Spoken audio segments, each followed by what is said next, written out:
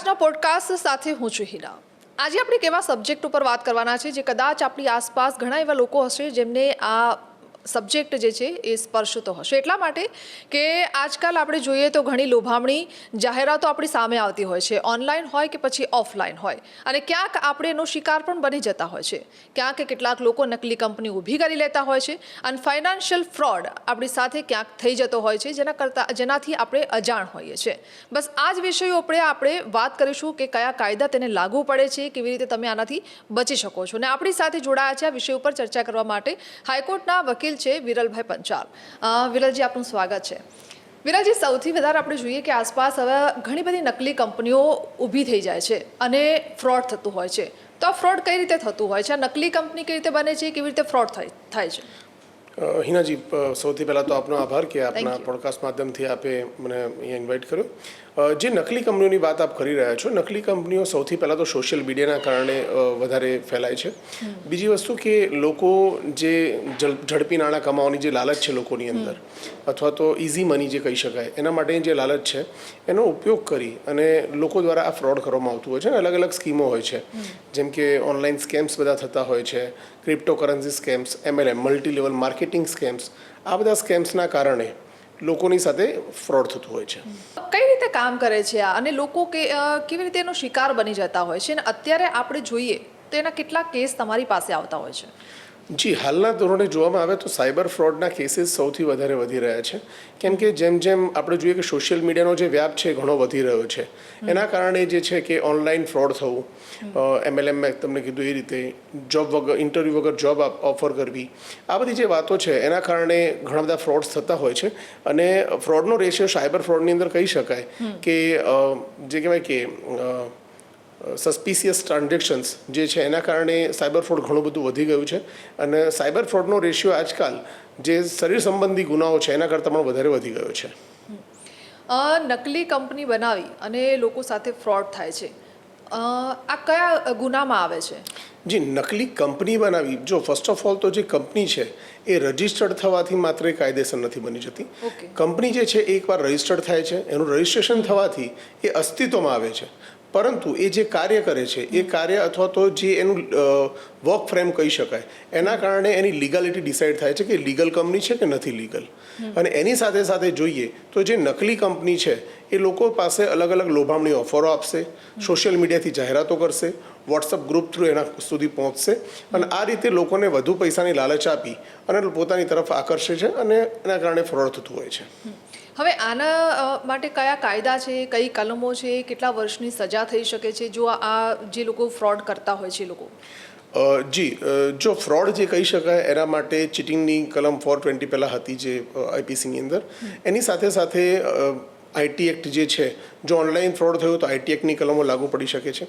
આ સાથે સાથે ગુજરાતની અંદર જો આવા કોઈ અનરેગ્યુલેટેડ જે ટ્રાન્ઝેક્શન્સ થતા હોય છે, જે ખોટી કંપની બનાવી લોકો પાસે પોન્જી સ્કીમથી પૈસા ઉઘરાવતા હોય છે, તો ગુજરાત સરકારે પોતાનો એક કાયદો GPID, Gujarat protection of interest of depositors, આ એક કાયદો પોતે અસ્તિત્વમાં લાવેલી છે 2003ની અંદર। અને બીજી વસ્તુ કે આની સાથે સાથે કેન્દ્ર સરકારે 2019ની અંદર banning of unregulated deposit scheme, BUDS act, એ પણ લાગુ પાડેલો છે। આ બંને વચ્ચે શું તફાવત છે? બર્ડ્સ એક્ટ અને GPID, આ બંને કાયદો જોવા જઈએ તો GPID એ particularly MPID, Maharashtra protection of interest of depositors, જે 1999માં અસ્તિત્વમાં આવ્યો હતો, એના ઉપરથી અસ્તિત્વમાં આવેલો છે। અને જે GPID છે એ ગુજરાતના ઇન્વેસ્ટર્સ માટે જ છે, ખાલી ગુજરાત પૂરતો સીમિત છે। પણ જે બર્ડ્સ એક્ટ છે એ આખા જે કહેવાય દેશની અંદર લાગુ પડી શકે છે, કે ઘણી એવી સ્કીમ્સ હોય જે એ ગુજરાતમાં, મધ્યપ્રદેશ, બિહાર, અલગ અલગ જગ્યાએ ફેલાયેલી હોય। અને આની સાથે સાથે અનરેગ્યુલેટેડ જે સ્કીમ્સ છે, જેમ કે ફાઇનાન્શિયલ એસ્ટાબ્લિશમેન્ટને લગતો કોઈ કાયદો હશે પોન્જી સ્કીમ્સ કે એની અંદર ગુજરાતની અંદર, તો એની અંદર GPID લાગુ પડશે। પરંતુ કોઈ ખોટી કંપની અથવા તો ઇન્વેસ્ટર્સને આકર્ષીને ખોટી રીતે પૈસા પડવામાં આવશે તો એની અંદર બર્ડ્સ એક્ટ લાગુ પડી શકે છે। અચ્છા, આ જે કાયદા છે, હવે વિદેશમાં કોઈએ કંપની ઊભી કરી હોય અને અહીંયા ફ્રોડ કર્યું હોય તો આ કાયદાને લાગુ પડશે? જો ઇન્વેસ્ટર ઇન્ડિયાનો હોય, ભારતનો નાગરિક, એ એની અંદર રોકાણકાર છે અને એની સાથે કોઈ ફ્રોડ થાય છે, તો જે તે ગવર્મેન્ટ જે છે એ મ્યુચ્યુઅલ લીગલ પ્રોસેસ દ્વારા એ ભારતના નાગરિક જે છે એને લાભ આપી શકે છે। તમારા ધ્યાનમાં કોઈ એવો કેસ હોય જે તમે લડ્યા હોય અને કંઈક એવું થયું હોય કે કંઈક કદાચ તમને પાછળથી એવું થયું હોય કે કંઈક મિસિંગ થઈ ગયું છે કે મારે આ વસ્તુ પણ ધ્યાનમાં રાખવા જેવી હતી, એવો કોઈ કેસ? જી, આ કેવી બાબત છે કે પર્સનલી જોવા જઈએ કે ડિગ્નિટીનો સવાલ જ્યાં જોઈએ કે કાયદાકીય રીતે મારા ક્લાયન્ટ માટે લડવું એ મારા પ્રોફેશનનો એક પાર્ટ છે, પણ જે કહેવાય ડિગ્નિટીનો પાર્ટ ગણી શકાય તો એના માટે એક બે કેસ એવા છે કે જ્યાં ઘણા બધા ઇન્વેસ્ટર્સ જે છે એ લોકોના નાણાં ડૂબેલા હોય અને એ આરોપીને મેં છોડાયો હોય તો એના માટે એના અફસોસ પણ કહી શકાય અને ક્યાંક એવી ગિલ્ટ પણ કહી શકાય કે આ વ્યક્તિને છોડાઈને અને ઘણા બધા રોકાણકારો જે છે આરોપીને છોડાઈ દીધો તો જી, અને એવા ઘણા બધા રોકાણકારો છે જેના માટે એવું થઈ શકે કે જે લોકોને ન્યાય મળવો જરૂરી છે. તો હું હજુ બી એ લોકોને આપના માધ્યમ થ્રુ બી કહું છું, ઘણા ઇન્ટરવ્યૂઝમાં મેં કીધેલું છે કે તમારી સાથે એવું કંઈ પણ ખોટું થાય જ્યારે તમે જ્યાં ઇન્વેસ્ટમેન્ટ કરેલું છે એ તમને નથી મળી રહ્યું તો હું લીગલ સલાહ આપવા માટે અને સાથે સાથે કાનૂની કોઈ પણ મદદ જોઈતી હોય તો હું તમારી સાથે છું. ઘણીવાર એવું જોઈએ છે કે નોકરી આપવાના બહાને પણ અત્યારે આપણે જોઈએ છીએ આપણા દેશમાં બેરોજગારી ખૂબ વધારે છે અને લોકોને નોકરીઓ જોઈએ છે અને અત્યારે આનો લાભ પણ લોકો ઉઠાવે છે કે નોકરી આપવાના બહાને પણ ફ્રોડ થતું હોય છે. એવા કોઈ કિસ્સા તમારા ધ્યાનમાં કે તમે એવો કોઈ કેસ લડ્યો છે? હા, એવા એક બે કેસીસ છે. રાજકોટની અંદર એક કંપની હતી જે ઇન્ટરવ્યૂ વગર જોબ ઓફર કરતી હતી. સપોઝ કોઈ વ્યક્તિની લાયકાત 5,000 પગારની છે તો એને 25,000નો પગાર ઓફર થશે તો એ ઇઝીલી કન્વિન્સ થઈ જવાનો છે એના માટે, પણ એ ઓનલાઈન ઇન્ટરવ્યૂઝ હોય અથવા તો ઇન્ટરવ્યૂ વગરની જોબ હોય, લાયકાત વગર કોઈ વ્યક્તિને ડબલ પગાર મળી રહ્યો છે એના માટે અમુક રજિસ્ટ્રેશન ફી ભરવાની હોય. અને આવો એક કેસ હું જેમાં લડેલો છું કે જેની અંદર એ વ્યક્તિએ રાજકોટમાં બેઠા બેઠા લગભગ આખા ગુજરાતની અંદર કહી શકાય ગુજરાતની બહારના સ્ટેટમાં બી કરોડો રૂપિયાનું કૌભાંડ કર્યું હતું ખાલી રજિસ્ટ્રેશન ફી ઉઘરાવવાના નામે. તો આવું પણ થતું હોય છે અને ઘણીવાર કેવું છે કે નોકરી એટલે યુવા વ્યક્તિ જે છે બિચારો નોકરી સપોઝ બેરોજગાર હોય તો એ ડેસ્પરેટલી વેઇટ કરતો હોય છે અથવા તો ડેસ્પરેટલી એની પાછળ પડેલો હોય છે કે ક્યારે મને નોકરી મળી જાય. તો એના માટે એ ફાંફા મારતા હોય, દોડી રહ્યા હોય, એવામાં જો કોઈ આવું ઓફર મળે છે તો એ ઓફર એમને એક તક સમાન લાગે છે અને એ તકનો એ લાભ ઉઠાવવાનો પ્રયત્ન કરે છે. અને આવી એક ખોટી જે તકો હોય છે એ તકનો અમુક જે લે ભાગો કે ચીટર્સ લોકો હોય છે એ લાભ ઉઠાવી જાય છે. વિરાજી, આપણે જોઈએ છીએ કે અત્યારે મોટા ભાગે ઓનલાઈન થઈ ગયું છે. બધા જ ઓનલાઈન શોપિંગ કરે છે કે ઓનલાઈન કોઈ પણ ફોર્મ સબમિટ કરવાનું હોય કે કંઈ પણ હોય આપણે ઓનલાઈન જોઈએ છીએ. વોટ્સઅપ થ્રુ પણ થતું હોય છે. લોકો વોટ્સઅપ થ્રુ અને ઓનલાઈનના શિકાર કેમ બનતા હોય છે? શું ધ્યાન રાખવા જેવું જરૂરી છે ત્યાં? જો આ બાબતે સરકાર ઘણી બધી માર્ગદર્શિકાઓ જાહેર કરતી હોય છે, પરંતુ આપણી જે જનતા છે, આપણા મતલબ પર્ટિક્યુલરલી આપણા દેશની જનતા, એની અંદર આના જ્ઞાનનો અભાવ કહી શકાય અથવા તો જે કહેવાય અવેરનેસનો અભાવ કહી શકાય. તો સોશિયલ મીડિયાની અંદર આવતી અજાણી લિંકો ઉપર લોકો પેલું કરી દેતા હોય છે. આપણે જો ડિજિટલ અરેસ્ટ એના માટે સરકાર વારંવાર જાહેરાતો ચલાવે છે કે ભાઈ કોઈ પણ વ્યક્તિ તમને ડિજિટલી અરેસ્ટ નથી કરી શકતું. સપોઝ તમને કોઈ ફોન આવે છે કે ભાઈ તમે કોઈ સ્કેમ કર્યો છે અને એ સ્કેમ જે છે એની પર તમને ડિજિટલ અરેસ્ટ કરવામાં આવે છે, આટલા પૈસા ભરો પછી તમને છોડીશું. તો એ બધા કિસ્સાની અંદર એવું થતું હોય છે કે તમારો ડર, સૌથી પહેલાં તમારા ડરને એ લોકો યુઝ કરે છે. આની સાથે સાથે ઓનલાઈન માર્કેટિંગમાં પણ તમે જ્યારે નાણાં ખર્ચી દો છો ત્યારે તમે એ લિંક અથવા તો એ વેબસાઇટને જાણો છો કે નથી જાણતા.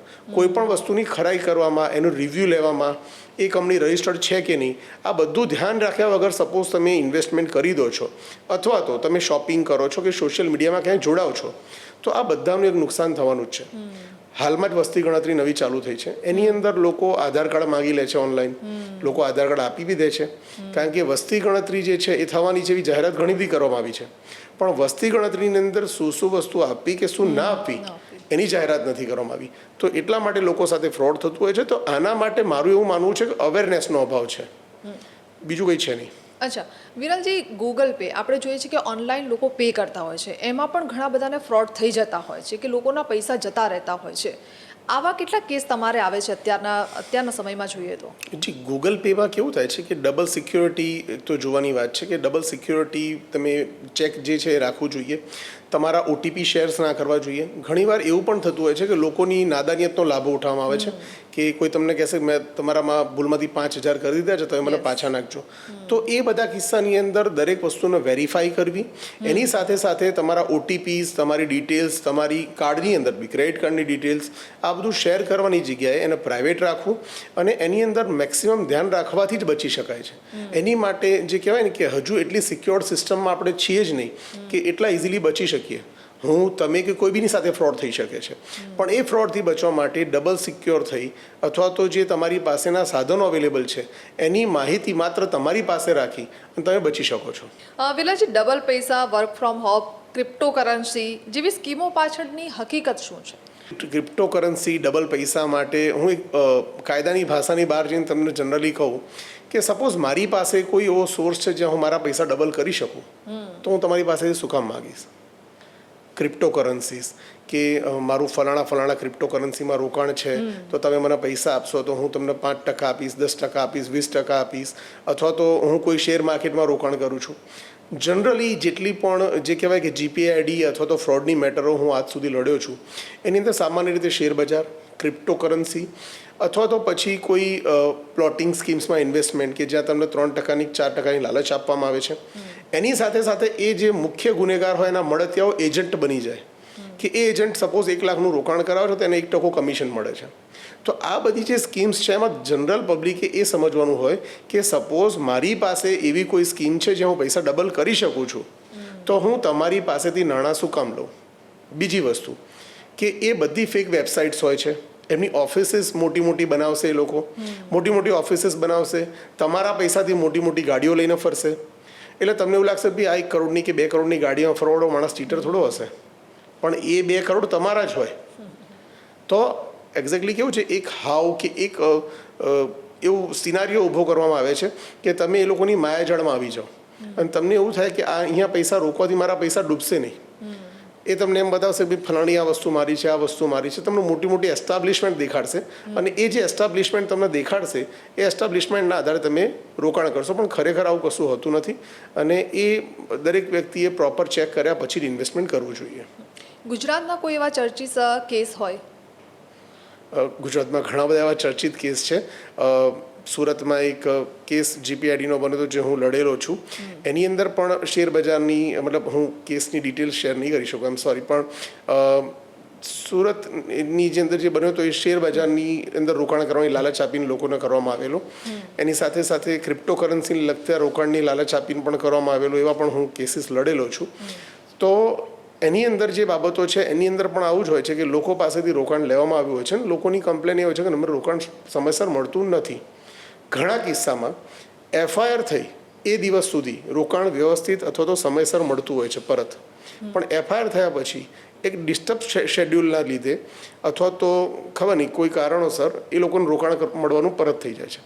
આની અંદર ઓલ ઓવર નુકસાન માત્ર રોકાણકારોનું હોય છે. જે વ્યક્તિ પૈસા લે છે એનું પોતાનું તો કશું નુકસાન હોતું જ નથી, પણ જે વ્યક્તિ રોકાણકાર છે એનું નુકસાન હોય છે.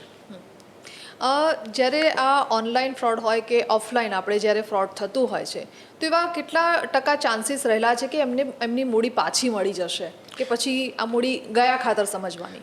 જો ઓનલાઈન ફ્રોડ જે કહી શકાય કે સપોઝ તમે સાયબર ફ્રોડના શિકાર બન્યા છો, તો એની અંદર હું એવું કહી શકીશ કે સાયબર ફ્રોડના જો તમે શિકાર બનો છો તો ફર્સ્ટ ઓફ ઓલ તમે તમારું બેંક ટ્રાન્ઝેક્શન જે છે એને બ્લોક કરાવી દો.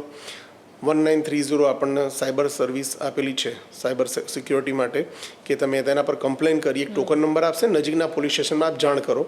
તો એ જાણ કરવાથી તમારી એક ફરિયાદ ઇનિશિયલ લેવલ ઉપર જો નોંધાઈ જાય છે તો આ એક ટ્રાન્ઝેક્શન જે છે બ્લોક થઈ જાય તો એની અંદર ઘણી બધી ચાન્સીસ હોય છે કે મળી શકે પાછા.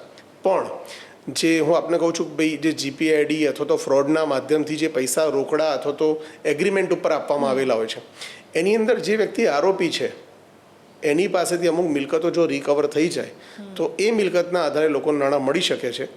ઓર એલ્સ એ આરોપી જામીન પર છૂટ્યા બાદ કોઈને નાણાં આપે છે કે નથી આપતો એની ઉપર આધાર રાખે છે. તો એવા કિસ્સાઓમાં ઘણું ટફ થતું હોય છે. પોન્સી સ્કીમ છે, પછી ઘણી આપણે જોઈએ કે અમદાવાદમાં પણ ઘણા બિલ્ડર વિભાગમાં પણ એવું થઈ ગયું છે કે મકાનનું પેમેન્ટ એ લોકોએ ભરી દીધું હોય પણ પછી એ લોકોને મકાન મળતું જ નથી. આવી સ્કીમો પણ લોકો આમાં પણ ફસાઈ જતા હોય છે.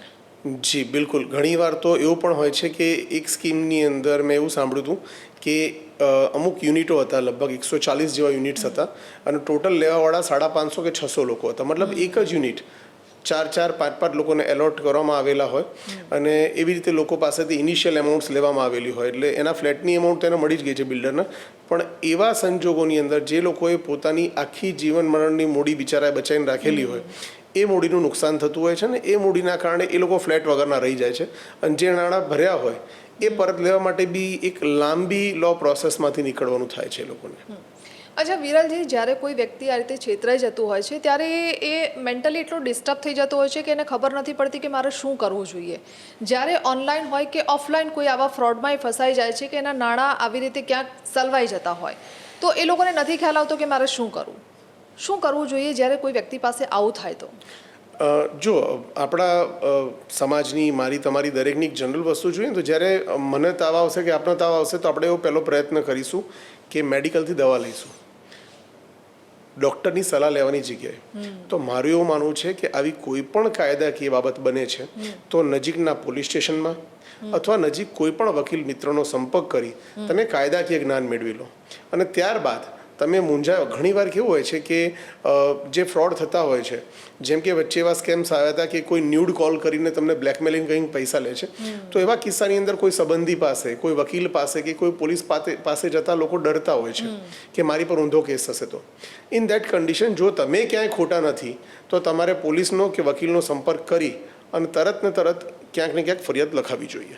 હવે જ્યારે નકલી કંપની લોકો ઊભી કરી દેતા હોય છે ને છેતરામણી માટે અને લોકો એમાં રોકાણ પણ કરતા હોય છે, હવે જ્યારે લોકોને ખ્યાલ આવી રહ્યો છે કે ભાઈ આ નકલી કંપની કે અસલી કંપની આપણે ચેક કરવું પડશે તો એ કેવી રીતે કરી શકાય? કારણ કે હજુ પણ ઘણા લોકો એવા છે કે ભાઈ લોભામણી લાલચ જોઈને રોકાણ કરી દેતા હોય છે પણ કેટલાક લોકો એવા છે કે હવે વિચારે છે કે ભાઈ આ અસલી છે કે નકલી એ આપણે ચેક કરવું પડશે. તો એના માટે શું કરવું જોઈએ? જો એના માટે એ જે કંપની રજિસ્ટર છે કે નહીં MCA પોર્ટલ પર, મિનિસ્ટ્રી ઓફ કોર્પોરેટ અફેર્સ જે પોર્ટલ છે આપણા ઇન્ડિયન ગવર્મેન્ટ દ્વારા બનાવવામાં આવેલું, એ નેશનલ ગવર્મેન્ટ દ્વારા બનાવેલું પોર્ટલ છે MCA પોર્ટલ. એના પર ફર્સ્ટ ઓફ ઓલ તો કંપની રજિસ્ટર્ડ છે કે નહીં એ ચેક કરવું જોઈએ. એની સાથે સાથે કંપનીની ઓફિસ જે છે ત્યાં જઈ એ કયા કાર્યો સાથે જોડાયેલી છે, જે કાર્યો એમણે કીધેલા છે એ કાર્યો સાથે જોડાયેલી છે કે નહીં એ જોવું જોઈએ. જે પૈસા આપતી વખતે જે એગ્રીમેન્ટ્સ થયેલા હોય છે, એગ્રીમેન્ટ ડોક્યુમેન્ટ્સ, એને ચેક કરી એને વેરીફાઈ કરવા જોઈએ. કંપનીના ઓનલાઈન રિવ્યૂઝ જોવા જોઈએ. આની સાથે સાથે એનો GST નંબર હોય, goods and service tax number, A verify કરવો જોઈએ. આની સાથે સાથે કંપની જે એના એસ્ટાબ્લિશમેન્ટ ચેક કરવા જોઈએ કે એની પાસે શું ભંડોળ રહેલું છે, એ ભંડોળનો ખરેખર ક્યાં ઉપયોગ કરે છે, એણે કઈ કઈ મિલકતો વસાયેલી છે. તો આના આધારે કંપની સાચી છે કે ખોટી અથવા તો નાણાં સુરક્ષિત છે કે નહીં એ ઝડપથી જાણવા મળી શકે છે. અચ્છા, તમારી પાસે આવા ઘણા બધા ફ્રોડના કેસ આવતા હોય છે. સામાન્ય રીતે આપણે જોઈએ તો કયા વર્ગને સૌથી વધારે ટાર્ગેટ કરવામાં આવતો હોય છે? એવું કહી શકાય કે યુવાનો, વૃદ્ધો અને બહેનો આને સૌથી વધારે ટાર્ગેટ કરવામાં આવે છે. કેમ કે યુવાનો જે છે એને નાની ઉંમરમાં ઝડપથી નાણાં કમાઈ લેવાની એક લાલચ હોઈ શકે છે, ઝડપથી સેટલ થઈ જવાની. એની સાથે સાથે વૃદ્ધો જે છે એમની પાસે સેવિંગ્સ હોય તો એમને એક પેસિવ ઇન્કમનો સોર્સ જોઈતો હોય છે. એની સાથે સાથે જલ્દી ટ્રસ્ટ મૂકી શકે. સ્ત્રીઓ જેમણે અમુક નાણાં ઘરનાથી છુપાઈને રાખેલા હોય એ નાણાં એમણે બચત કરી, ઇન્ટેન્શન કદાચ ખોટો નહીં હોય એમનો, પણ બચત કરી અને એ નાણાંની બચત કરીને વધુ પૈસા કમાવો હોય છે. તો આ એક જે કહેવાય કે યુવાનો, બહેનો અથવા વૃદ્ધો જે છે એ લોકોની ઉપર એ લોકો વધારે ટાર્ગેટ કરતા હોય છે. તમે અત્યાર સુધી ઘણા બધા કેસ લડ્યા છે, એમાંથી સૌથી ચોંકાવનારો કેસ તમને જે લાગ્યો હોય એવું કોઈ કેસ સ્ટડીની જો આપણે વાત કરીએ તો? એવા કેસીસ પણ કહી શકાય કે જ્યાં એવું બતાવવામાં આવ્યું હોય કે હજારો વીઘા અથવા તો કહેવાય કે હંડ્રેડ ઓફ એકર્સ જમીન એ બતાવવામાં આવ્યું કે આ જમીન અમારી છે અને એ જમીન બતાવ્યા પછી એવું કીધું હોય કે ભાઈ આ પ્લોટિંગ તમને મળશે અને બહુ ઇનિશિયલ સ્ટેજ મતલબ એમાઉન્ટ ઉપર કે જ્યાં 1 લાખ વીઘો હોય ત્યાં તમને 50,000 વીઘો આપવાની લાલચ આપી હોય અને એવી આખી જગ્યાઓના પ્લોટિંગ્સ આ તે બધું વેચી માર્યું હોય. અને એ પછી ખબર પડે કે આખી જગ્યા જે છે સરકારી જગ્યા છે. તો ઇન ધેટ કન્ડિશન કે રોકાણકારો પાસે કોઈ ઓપ્શન નથી રહેતું, એ લોકો સિવિલ કેસ કરી જગ્યા નહીં મેળવી શકે, કારણ કે આખા ફ્રોડ પેપર્સ હોય છે. અને એ કરતાં બી કેવું છે કે સરકારી જમીન તો ના કહી શકાય, પણ એવું કહેવાય કે એમની માલિકીની નથી, બરાબર. તો આવા કિસ્સાની અંદર જે છે એ ફ્રોડ થતું હોય છે. ને સાયબર ફ્રોડ અથવા તો પોન્જી સ્કીમનું ફ્રોડ ગણી શકાય કે એક બે સ્કીમ્સ એવી પણ છે પોન્જી સ્કીમ જેના હું કેસ લડ્યો છું, જ્યાં રોકાણકારોએ પોતે બેંકની લોન લીધી હોય, એનો બેંકનો 50 લાખની લોન લઈને 50,000નો હપ્તો ભરશે પોતાની હોમ લોન લઈ, અને એ 50 લાખ રૂપિયા એ 3% વ્યાજે કોઈ પોન્જી સ્કીમમાં મૂકશે, જ્યાંથી 1.5 લાખ રૂપિયા વ્યાજ આવશે એમને, 50,000 હપ્તો ભરશે અને લાખ રૂપિયા પોતાનું ઘર ચલાવવા માંગશે. એ લોકોને એવું હોય છે કે મારા 50 લાખ તો સેફ જ છે, એક દિવસે બેંકની લોન પતી જશે, પણ અહીંયા 50 લાખ છે. તો એ કન્ડિશન જ્યારે અહીંથી 50 લાખ જતા રહે છે ત્યારે અહીંયા હપ્તો ભરવાની લાયબિલિટીઝ અને જે 50 લાખ ભરવાના છે એની લાયબિલિટીઝ ઊભી રહે છે. તો આવા કેસીસ જ્યારે આવે છે ત્યારે એવું થાય છે કે લોકો ખરેખર પોતાની કમાયેલી મૂડી અથવા તો લોકોને આટલી ઇઝીલી મૂડી આપી દેતા કેમ વિચાર નથી કરતા. વિરાજી, ઘણીવાર એવું થાય છે કે જ્યારે આ કેસ લડતા હોય છે ને જ્યારે જે ફ્રોડનો મતલબ ભોગ બનેલા હોય છે એ લોકો ડિપ્રેશનમાં પણ જતા હોય છે, બહુ ચિંતિત થતા હોય છે, પણ જ્યારે એ લોકોને ન્યાય મળે છે ત્યારે એ લોકોની આંખોમાં એક ચહેરા ઉપર એક અલગ જ ખુશી હોય છે. કોઈ એવો કેસ તમારો કે જ્યાં એ લોકોને ન્યાય મળ્યો હોય ને એ લોકો ખૂબ જ ખુશ થઈ ગયા હોય કે ના, કદાચ અમને આ આશા નહોતી? જી, એવા એક બે કેસીસ એવા કહી શકાય કે જે હું વિટનેસ છું અથવા તો મારી ઓફિસના મેમ્બર્સ વિટનેસ છે. તો એના માટે એવું કહી શકું કે જ્યારે એવા કોઈ કિસ્સામાં એમને ન્યાય અપાવીએ છીએ ત્યારે એ લોકો, તમે જે કીધું એમના આંખોમાં ખુશી હોય, એની સાથે સાથે એ રડતા રડતા જ્યારે પગે લાગે છે અથવા તો ભગવાન સાથેનો દરજ્જો એક આપી દે છે, ત્યારે ઘણીવાર એવું ફીલ થાય કે we are very blessed to have, મતલબ આ ફિલ્ડમાં હોવાનું જે કહેવાય ને કે પ્રાઉડ ફીલ થાય છે કે વકીલ બની અમે કોઈને ન્યાય અપાઈ શકીએ છીએ, એ અમારા માટે ખરેખર ગર્વની બાબત છે. અત્યારે જે કાયદા છે ફ્રોડ કેસ માટે, એ ખોટી કંપનીઓ ઊભી કરીને લોકો સાથે ફ્રોડ કરતા હોય, અત્યારે જે કાયદા છે એમાં તમારા તરફથી કોઈ એવું સૂચન હોય કે હજુ સરકારે આમાં કોઈ સુધારા કરવા જોઈએ કે જેના કારણે ઝડપી ન્યાય લોકોને મળી શકે અને આરોપીઓને સજા મળી શકે? જો હું મારી સાથે સાથે મારા તમામ વકીલ મિત્રો જે આ સાંભળશે કદાચ મારી વાતથી રિલેટ કરશે કે જે કાયદાઓ હાલની બાબતમાં ફ્રોડ માટે છે એ કદાચ ઘણા સ્લો છે, ન્યાય મળતા મળતા વર્ષો જતા રહે છે. એની સાથે સાથે લોકોના નાણાં જે ફસાયેલા હોય છે એ આજે 1 લાખ રૂપિયા ફસાયો તો આજે 1 લાખની વેલ્યુ છે, કદાચ 7 વર્ષ પછી 1 લાખ મળશે તો એની વેલ્યુ નહીં પણ હોય. અને એ નાણાં મળવાની સાથે સાથે જે કહેવાય ને કે કાયદાની સિસ્ટમમાં, જેમ કે હું GPID કાયદો કહી શકું તો એની અંદર 5 વર્ષ સુધીની મહત્તમ સજાની જોગવાઈ છે. કોઈ વ્યક્તિ 100 કે 150 કરોડનું ફ્રોડ કરી મેક્સિમમ 5 વર્ષ માટે સપોઝ અંદર રહે છે તો એ 100-150 કરોડનું રોકાણકારો જે છે એની ઉપર કેટલી અસર થશે? તો એવું કહી શકાય કે કાયદામાં પહેલાં તો કડકમાં કડક સજાની જોગવાઈ કરવી જોઈએ. જે ફાઇનાન્શિયલ લગતા કાયદાઓ છે અથવા તો કેસો છે એને ખૂબ જ ઝડપી ચલાવવા જોઈએ અને એની સાથે સાથે આવી ફરીવાર ફ્રોડ ના થાય એના માટે કડકમાં કડક કાર્યવાહી પ્રી ડિટેન્શનની કહી શકાય એ કરવી જોઈએ. જેમ કે રથયાત્રા આવે છે ત્યારે અમુક જે ગુનેગારો હોય એમને ઉઠાઈ લેવામાં આવે છે કે એ લોકો હંગામો ના કરે અથવા તો કોઈ શરીર સંબંધી ગુના ના કરે.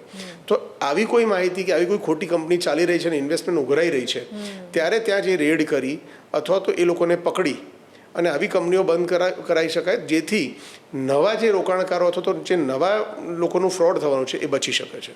સાચી વાત છે. અત્યારે આપણે જોઈએ એઆઈનો ભરપૂર ઉપયોગ થઈ રહ્યો છે, શું એઆઈથી પણ ફ્રોડ થવાની શક્યતા છે? બિલકુલ. ડીપફેક, એઆઈ, વોઇસ ક્લોનિંગ, આવા ઘણા બધા વસ્તુઓ છે જે એઆઈના દ્વારા ફ્યુચરમાં થવાની બાબતો છે. સોશિયલ મીડિયા પર આજકાલ લોકોની ઘેલછા એટલી વધી ગઈ છે કે પાણીપુરી ખાવા જાઓ તો પણ સોશિયલ મીડિયા મૂકી દે, અહીંયા જાઓ, મતલબ એ કોઈ બી વસ્તુ સોશિયલ મીડિયા પર મૂકે, પણ તમારી કઈ વસ્તુ સિક્યોર છે કે નહીં એ તમે જાણતા નથી. જેથી સોશિયલ મીડિયાનો વિવેકપૂર્ણ ઉપયોગ કરવો જોઈએ, જેના કારણે ફ્યુચરમાં કોઈ નવી ટેકનોલોજી તમારા ફોટોઝ, વિડીયોઝ અથવા તો તમારી જે જાણકારીઓ છે એનો મિસયુઝ કરી તમને નુકસાન ના કરી શકે. ઘણીવાર એવું થતું હોય છે કે લોકો બહાર જાય એટલે ફોટા પાડીને મૂકી દે, ને જે ધ્યાન રાખતા હોય એ લોકોને ખબર પડી જાય કે ઘરે કોઈ નથી, આપણે ઘરનું સફાયો કરી શકીએ છીએ. એટલે આ વાત ખરેખર આ પોઈન્ટ ધ્યાનમાં રાખવા જેવું છે કે સોશિયલ મીડિયામાં જે તમારે પોસ્ટ મૂકવા જેવી છે એ જ મૂકવી જોઈએ, બધી ડિટેલ્સ તો ન જ મૂકવી જોઈએ. હા, એટલે તમે લોકોને એવું બતાવી શકો કે જો હું આટલો સારો લાગી શકું છું અથવા તો હું અહીંયા ફરું છું, પણ જ્યારે તમે સોશિયલ મીડિયાથી એવી રીતે કનેક્ટ થઈ જાઓ ત્યારે તમે તમારા પડોશીને નહીં ઓળખતા હો, પણ સોશિયલ મીડિયામાં, ફેસબુકમાં 5,000 કિલોમીટર દૂરના ફ્રેન્ડ સાથે રિલેશનમાં રહેશો, પણ ખરેખર જ્યારે જરૂર પડશે ત્યારે પડોશી કામમાં આવવાનો છે, નહીં કે સોશિયલ મીડિયાવાળો ફ્રેન્ડ. તો જે કહેવાય ને કે સોશિયલ મીડિયાનો ઉપયોગ ખરેખર વિવેકપૂર્ણ કરવો જોઈએ. અને સોશિયલ મીડિયા પહેલાંની આપણી લાઈફ જોઈએ ને તો ઘણા સોશિયલ હતા આપણે લોકો. આજકાલ ફેમિલીઝ તૂટી રહી છે સોશિયલ મીડિયાના ઉપયોગના કારણે. દૂર થઈ રહ્યા છે લોકો એકબીજાથી. Social media is good actually, એના વિકાસના કામ માટે વાપરીએ, નોલેજ માટે વાપરીએ તો ઇટ ઇઝ વેરી ગુડ. પણ સપોઝ એનો દુરુપયોગ જે લોકો જાણકાર નથી અથવા જે લોકો અધૂરું જ્ઞાન ધરાવે છે એ લોકો એનો એટલો ઉપયોગ કરી રહ્યા છે કે એ લોકોને એવું લાગે કે સોશિયલ મીડિયા જ બધું છે. અચ્છા, છેલ્લો એક સવાલ એ કે અત્યારે જે બધા ફ્રોડ થઈ રહ્યા છે એને લઈને તમારા તરફથી કોઈ સંદેશ લોકો માટે? જી, સંદેશ એવું કહી શકાય અને એક સલાહ પણ કહી શકાય કે કોઈ પણ બાબત શેર કરતા પહેલાં OTPs છે કે તમારા મેલ્સ છે કે તમે કોની સાથે ટચમાં રહો છો આ પણ બાબતો જોવાની છે. OTPs શેર ના કરવા જોઈએ. આની સાથે સાથે કહેવાય કે કંપનીઝના જે ફ્રોડ છે એના માટે મેં કીધું એ પ્રમાણે કંપની વેરીફાઈ કરવી જોઈએ કે સાચી કંપની છે કે ખોટી કંપની. અને જ્યારે બી તમારી સાથે કોઈ સાયબર ફ્રોડ થાય છે તો ડર્યા વગર કોઈ પણ વકીલ કે પોલીસની મદદ લઈ અને તમારે કાનૂનના શરણે જવું જોઈએ, જેથી તમને ઝડપમાં ઝડપ ન્યાય મળી શકે. બહેનોના કિસ્સામાં પણ એવું હોય છે કે ઘણા ફોટા એમણે મૂકેલા હોય એનો મિસયુઝ કરી કોઈ ખોટો ફોટો બનાવી એમને બ્લેકમેલ કરતા છે, નાણાં પડાવતા હોય છે. તો એ તમામ બહેનોને આપના માધ્યમથી કહેવા માગું છું કે જ્યાં તમે ખોટા નથી એવા કિસ્સાની અંદર ડર્યા વગર કાયદાનો સહારો લેવો જોઈએ. અને ખરેખર જે આવું બધું કરતા હોય છે આ સાયબર ફ્રોડ, એ લોકોનો IQ લેવલ જે છે ને એ બહુ ઓછો હોય છે, પણ એ લોકોનું ડરાવવાનું જે કોન્ફિડન્સ આવે છે ને એ આપણા ડરમાંથી આવે છે. તો ફર્સ્ટ ઓફ ઓલ આ બધી બાબતો માટે ડરવાનું બંધ કરવું જોઈએ અને ડર્યા વગર આનો સામનો કરવો જોઈએ, તો સાયબર ફ્રોડ ઓછું થઈ શકે છે. વિરલજી, ઇન્વેસ્ટમેન્ટ સ્કીમ અને MLM સ્કીમમાં લોકો કેમ ફસાય છે? જો MLM જે છે મલ્ટી લેવલ માર્કેટિંગ્સ અને ઇન્વેસ્ટમેન્ટ સ્કીમ્સ, એની અંદર ઘણીવાર જે રોકાણ કરીએ છીએ એ આપણા સંબંધીઓ અથવા તો ઓળખીતાઓના કારણે મલ્ટી લેવલ માર્કેટિંગમાં કરતા હોઈએ છીએ કે અહીંયા લેયર બનાવવામાં આવશે કે મારી નીચે 3 જણને બનાવીએ અથવા 5 જણને બનાવીએ, એની અંદર હું રોકાણ કરીશ, ફરીવાર રોકાણ કરીશ અને એ કંપની સાચી છે કે એની જાણકારી લીધા વગર રોકાણ કરીશ. કેમ કે જે વ્યક્તિ મારી પાસે પ્રમોશન માટે આવી રહ્યો છે એ મારો સંબંધી કે ઓળખીતો રહેશે. કોઈ અજાણ્યો માણસ જલ્દી MLM માટે તમને રિફર કરવા નહીં આવે. તો એક ઓરા અથવા એક વસ્તુ ઊભી કરવામાં આવે, એટમોસ્ફિયર ઊભું કરવામાં આવે છે કન્ડિશનની અંદર કે જે કન્ડિશનની અંદર તમે ઇન્વેસ્ટમેન્ટ કરવા માટે પ્રેરાવ છો અથવા તમે ફોર્સ કરવામાં આવો છો, શરમના મારે બી તમે ઇન્વેસ્ટમેન્ટ કરી દો છો. તો એના કારણે MLM ફ્રોડ જે છે એ ઘણા બધા ફ્રોડ સામે આવ્યા છતાં બી કન્ટિન્યુ રહે છે અને વધતા જ જાય છે. વિરલજી, આંકડાકીય રીતે આપણે જોઈએ તો વર્ષમાં ફ્રોડના કેટલા કેસ નોંધાતા હોય છે? એ ગુજરાતની વાત કરો કે ઇન્ડિયાની વાત કરો ને કેટલા કરોડનું નુકસાન હોય છે? જી, આ આંકડાઓ એટલા મોટા છે કે જે તમે સાંભળીને કદાચ શોક થઈ જઈ છે. 2025 જોઈએ, 2026 તો આપણે અડધા વર્ષમાં છીએ, પણ ગત વર્ષ જોઈએ 2025 તો as per NCRB national crime record bureau અનુસાર ગુજરાતની અંદર લગભગ 1,42,000 કમ્પ્લેન્ટ્સ થઈ હતી, જેની અંદરથી 1900 જેવી FIR થઈ હશે સાયબર ફ્રોડને લગતી. અને એનો આંકડો જે છે ફ્રોડનો એ 1,000 કરોડની આસપાસનો આંકડો છે કે સાયબર ફ્રોડની રકમ 1,000 કરોડની આસપાસ રહી ચૂકી હશે. આ એક આંકડો ગુજરાતનો છે. 2025નો NCRBનો રિપોર્ટ જોઈએ તો NCRBના રિપોર્ટની અનુસાર 86,000થી વધારે FIR આખા દેશની અંદર સાયબર ફ્રોડની નોંધાઈ છે. અને જે આંકડો છે સાયબર ફ્રોડનો એ આપણા GDPના ઘણા બધા મુદ્દાઓ અથવા તો ઘણી બધી જે કહેવાય ને કે ખાતાઓને આવરી લે એટલો 23,000 કરોડ રૂપિયાનું ફ્રોડ, 23,000 કરોડનું સાયબર ફ્રોડ 2025માં NCRB દ્વારા નોંધવામાં આવ્યું છે. ઓહો, આ તો બહુ વધારે મોટો આંકડો છે. હા, મતલબ એક બહુ મોટો આંકડો હોય છે ને એ ફ્રોડની જે રકમ હોય છે એ બી થાઉઝન્ડ્સ ઓફ કરોડ રૂપીસ સુધી ક્રોસ કરી જતી હોય છે. તો જે ફ્રોડ કરનાર લોકો છે એ લોકોએ ટ્રીક પણ હવે તો નવી અજમાવવાની ચાલુ કરી દીધી છે. તો હવે કઈ નવી ટ્રીક જોવા મળે છે? જી, જો ટ્રિક્સની વાત કરીએ તો એ લોકોની ટ્રિક્સ પર આખી બુક બહાર પાડીએ ને તો બી કદાચ એ લોકો નવી એક ટ્રીક ફરીવાર બનાવી લેતા હોય છે. જેમ કંઈ નવું આવતું રહે છે સોશિયલ મીડિયામાં અથવા તો કોઈ નવી ટેકનોલોજી આવે છે એ ટેકનોલોજીનો એ લોકો ભરપૂર દુરુપયોગ કરે છે. જેમ આપણે ઉપયોગ કરવાનો પ્રયત્ન કરીએ છીએ એ લોકો એની અંદરથી લૂપ હોલ્સ કાઢી અને એવો ટ્રાય કરે છે કે આની અંદરથી દુરુપયોગ કેવી રીતે કરી શકાય. એક જનરલ એક્ઝામ્પલ આપું કે તમે ગૂગલ પર કંઈ પણ સર્ચ કરીશું કે બેક પેન થઈ રહ્યું છે શું કરવું, તો સપોઝ હું બેક પેન માટેની કોઈ રેમેડીઝ સર્ચ કરતો હોઈશ, હોમ રેમેડીઝ, તો પછી એ ગૂગલની એ મારી જે માહિતી છે, સર્ચ કરેલી માહિતી, એના દ્વારા હું જે ફેસબુક અથવા તો જે પણ સોશિયલ મીડિયામાં અવેલેબલ હોઈશ, જે હું સર્ચ કરતો હોઈશ, ત્યાં મને બેક પેનને લગતી અમુક ક્રીમ્સ, એના માટેની ઓફર્સ અથવા એના માટેના જે કહેવાય એડ્સ આવવા મળશે, અને એની અંદરથી 70% બોગસ હશે. આની સાથે સાથે સપોઝ તમે કોઈ જગ્યાએ ફરવા જઈ રહ્યા છો, તો તમે ટિકિટના બુકિંગ્સ માટે અથવા તો સર્ચ કરી રહ્યા છો ગૂગલ પર, તો ઇન દેટ કન્ડિશન એ લોકો એ રેકોર્ડ કાઢીને તમને કોઈ ફ્રોડ કોલ કરશે કે તમે અહીંયા બુકિંગ કરાવ્યું છે તો આટલા પૈસા અહીંયા નાખી દો, આમ છે તેમ છે, એન્ડ દેન તમે સપોઝ ત્યાં જાઓ છો તો ત્યાં એવું કોઈ પણ બુકિંગ અવેલેબલ નથી હોતું. અને આ વસ્તુ ઘણા બધા મોટા મોટા ટ્રસ્ટ જે કહી શકાય ગુજરાતના અથવા ઇન્ડિયાના, એવા મંદિરો અથવા તો જે કહેવાય કે અમુક સંસ્થાઓના એની અંદર પણ થતા હોય છે, અને એ લોકો અવેર છે આની સાથે કે હા આવું ફ્રોડ થાય છે, પણ દે આર હેલ્પલેસ, કે એ લોકો કશું નથી કરી શકતા. કારણ કે એ જે ફ્રોડની રકમ હોય નાની હોય છે, 2-5 હજારની હોય છે, અથવા 10-15-20 હજારની, તો એની અંદર એ લોકો ધ્યાન નથી આપતા કે આટલી નાની રકમમાં ફ્રોડની ફરિયાદ કરવી વ્યાજબી નથી લાગી રહી. સાચી વાત છે. સો તો આવા ગુના થતા હોય છે સાયબર ફ્રોડના. જી, થેન્ક યુ વિરાજી, અમારી સાથે જોડાયા, આજના વિષયને લઈને ચર્ચા કરી. Thank you so much. તો ઓનલાઈન ફ્રોડ હોય કે ઓફલાઈન ફ્રોડ હોય ને, નકલી કંપની જે રીતે આજકાલ આપણી આસપાસ ઊભી થઈ જતી હોય છે, આપણે એમાં રોકાણ કરીએ છીએ એ કારણ કે આપણને લાલચ આપે છે. પણ આ લાલચમાં આવતા પહેલાં એ કંપની વિશે આપણે જાણવું જોઈએ કે ખરેખર આ ઓર્થોડાઇઝ કંપની છે કે નહીં. જો આટલી વસ્તુ ધ્યાન રાખીશું તો કદાચ આપણે આ ફ્રોડથી બચી શકીશું ને આપણા જે રૂપિયા છે એ પણ બચી જશે. નમસ્કાર.